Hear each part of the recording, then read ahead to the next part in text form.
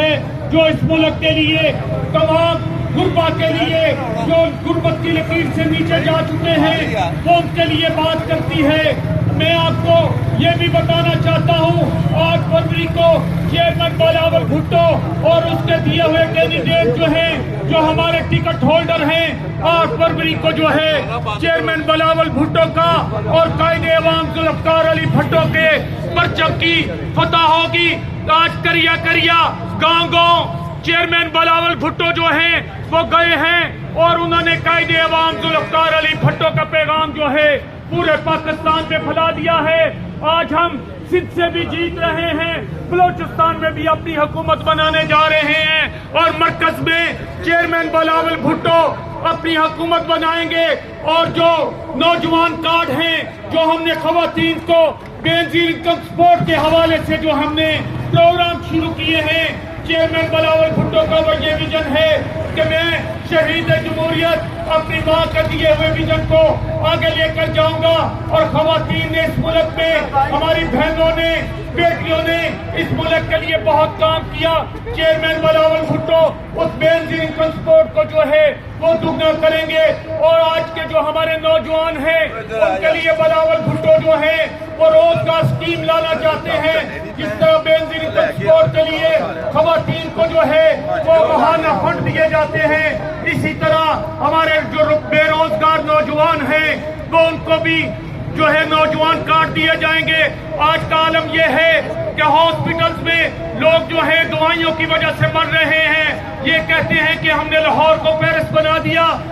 قائد عوام ذوالفقار علی بھٹو نے اس ملک کو 1973 کا متفقہ آئین دیا اور قائد عوام ذوالفقار علی بھٹو کا پاکستان کے اوپر احسان ہے کہ انہوں نے اس ملک کو ایٹم بم دیا۔ اگر ایٹم بم نہ ہوتا تو یہ جو موٹر وے اور سڑکوں کی بات کرتے ہیں یہ وجود میں نہ ہوتی۔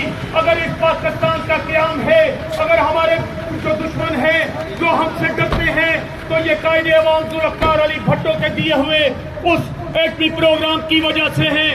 قائد عوام ذوالفقار علی بھٹو کو بھی کہا گیا جب وہ تختہ دار پر چڑھا رہے تھے کہ اس ملک کو چھوڑ کر باہر کے ملک میں چلے جاؤ، تمہاری جان جو ہے وہ بچ جائے گی، تو ذوالفقار علی بھٹو نے کہا میں اس ملک کا تاریخ کا حصہ بنوں گا، میں اس ملک کی تاریخ کا مجرم نہیں بننا چاہتا۔ جب بھی ان کے اوپر مشکل وقت آتا ہے یہ ملک چھوڑ کر بھاگ جاتے ہیں اور پاکستان پیپلز پارٹی جو ہے وہی وہ نمائندہ جماعت ہے اس ملک کی جو اس ملک میں رہ کر اپنے غریب عوام کی خدمت کرتی ہے۔ تم ہمارا کیا مقابلہ کر سکتے ہو؟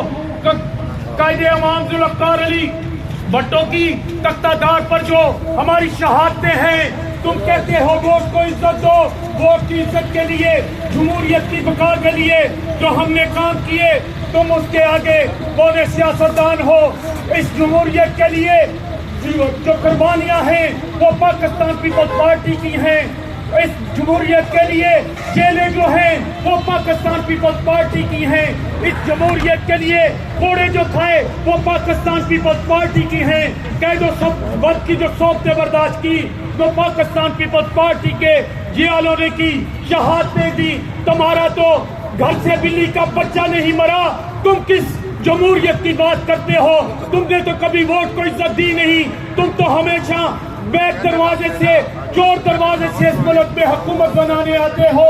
اور میں تم کو بتانا چاہتا ہوں اس طرح کے ہوٹھے کنڈے سے نہ پیپلز پارٹی کا ورکر ڈرتا ہے اور نہ ہم ڈرتے ہیں۔ تم کہتے تھے عطا تارڑ، رات کو تم نے پریس کانفرنس کی اور کہا کہ میں تمہارا محاسبہ کروں گا اور میں تمہارا وہ حال کروں گا، تمہارے تو بڑے بھی نہیں کر سکتے۔ تم کس چیز کی بات کرتے ہو؟